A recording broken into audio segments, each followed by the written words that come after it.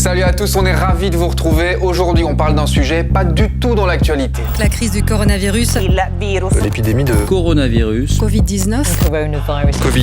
Covid-19. Alors je sais, on vous en parle partout, tout le temps. Alors ce qu'on va faire aujourd'hui, c'est qu'on va répondre à une question précise. Pourquoi au début de l'épidémie, en Belgique, on s'est planté en matière de dépistage? On nous a promis des tests pendant longtemps.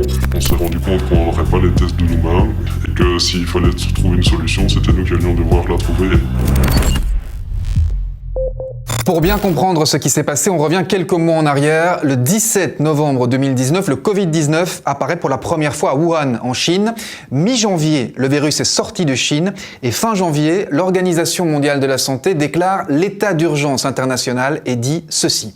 All countries should have in place measures to detect cases of coronavirus, including at health facilities. Donc fin janvier, on a identifié le virus, on a des articles scientifiques qui décrivent comment mettre en place des tests, et pourtant un mois plus tard, quand le Covid-19 arrive chez nous, on n'est pas prêt.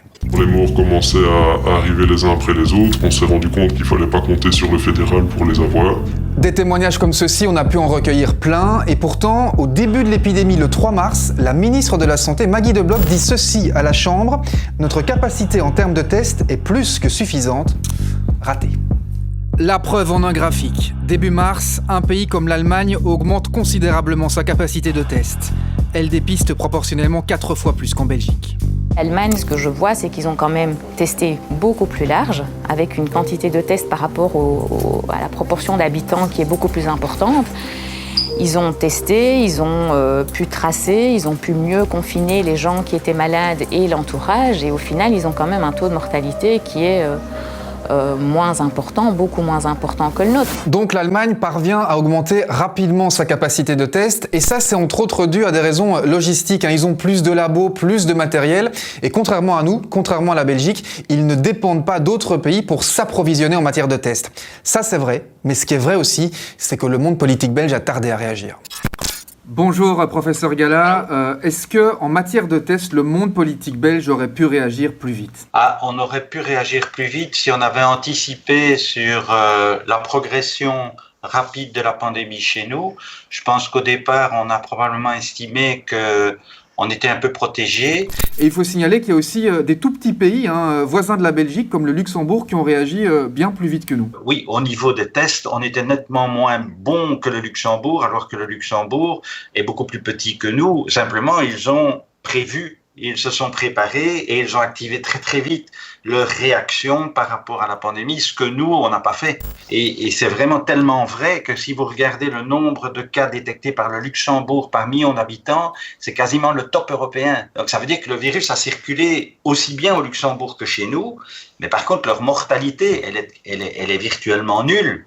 Elle n'est pas nulle, mais elle est virtuellement nulle. C'est un des meilleurs élèves européens. On résume, début mars, l'épidémie éclate chez nous et par rapport à certains de nos voisins, on a beaucoup moins de tests. Que vont faire les autorités? Eh bien, elles vont trier. Si vous êtes allé à l'hôpital début mars avec des symptômes, voilà probablement comment vous avez été accueilli. Si vous avez de la fièvre et ou des symptômes respiratoires, alors vous serez pris en charge, mais, et c'est bien ce qu'on met ici, le dépistage ne sera pas réalisé si vous n'avez pas de maladie sévère ou chronique, à savoir si vous n'avez pas un critère d'hospitalisation.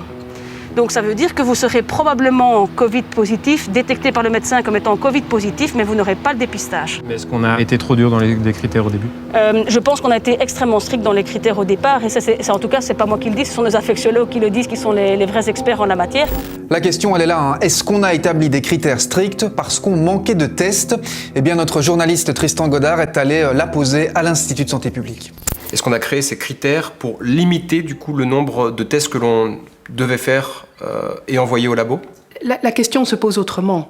Il faut savoir que quelque part un test c'est important. Pourquoi? Pour poser un diagnostic quand la personne a besoin de soins spécifiques. Et donc la capacité était limitée, certes.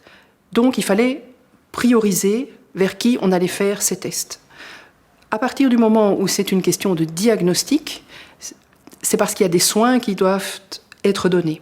Et donc, ça paraissait logique que la priorité des tests soit attribuée aux personnes qui nécessitaient une hospitalisation, c'est-à-dire des personnes qui allaient avoir besoin de soins aigus. Mais en aucune manière, on a voulu prendre de risques.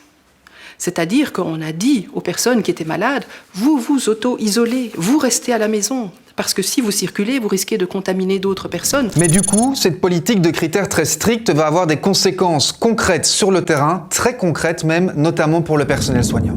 Au début de l'épidémie, pour se faire dépister, le personnel soignant doit présenter des symptômes d'infection, mais aussi de la fièvre. Certains vont donc mentir pour se faire dépister.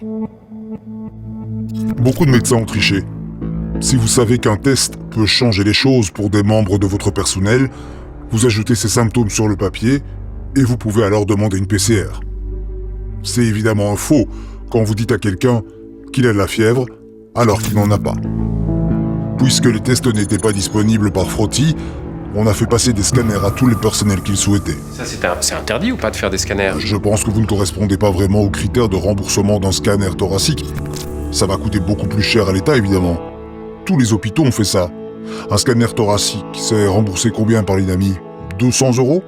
Un frottis PCR, c'est combien? 40? 50? Les hôpitaux ont fait des centaines de scanners et ils ont coûté beaucoup plus cher que des frottis. Vous l'imaginez bien, on a évoqué ces témoignages avec l'Institut de santé publique et voici leur réaction. Ça me paraît complètement disproportionné. Je pense qu'il y a beaucoup d'informations qui est passée dans la presse, je pense qu'il y a eu beaucoup d'angoisse et beaucoup de stress. Et c'est le gros avantage de nous, ici à Scienzano et aussi dans les groupes de travail que l'on a avec les cliniciens, les microbiologistes, les hygiénistes, c'est que justement on peut prendre de la distance.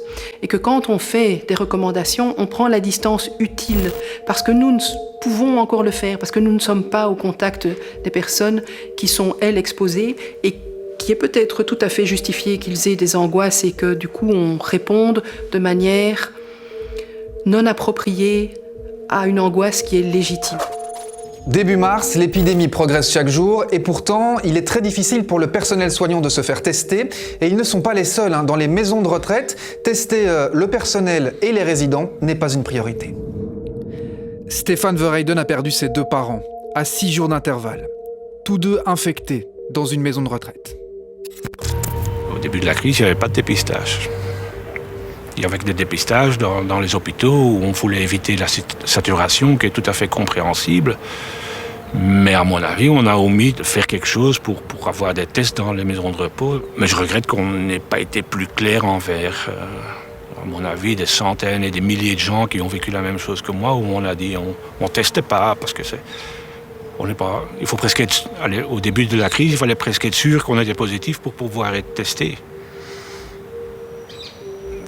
Et ce qui a probablement engendré aussi le problème dans pas mal de maisons de repos. Les maisons de repos et de soins ont été complètement laissées de côté depuis le début de l'histoire. Est-ce qu'on a fait une erreur avec le non-dépistage prioritaire dans les maisons de repos?